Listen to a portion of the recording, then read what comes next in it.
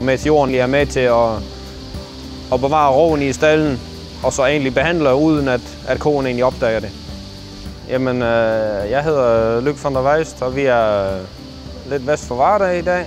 Og vi har en mælkeproduktion her med ca. 450 årskøer.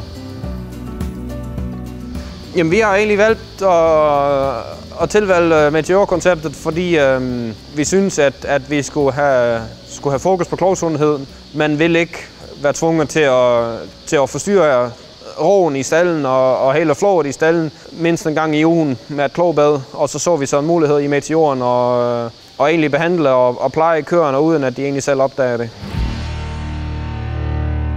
Vi har som sagt altid haft lidt fokus på det, men på en helt anden måde.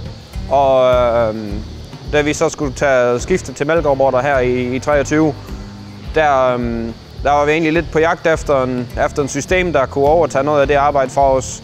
Altså den gammeldags klovbad eller noget, det skaber jo alt andet lige en kæmpe stor uro i stald. Og der var vi egentlig ved at være lidt træt af. Vi har helt klart den holdning, at det er med til at holde vores niveau af digital dermatitis nede, uden at det koster den store manuelle indsats egentlig, og det er rart, at systemet egentlig i langt hen ad vejen bare passer sig selv. Der er selvfølgelig et forbrug i kemi i det, men det vejer i vores øjne helt klart op til de fordele, vi får ud af det. Men det vigtigste for os, det er, at køerne de trives. Køerne, der trives, de giver mælk.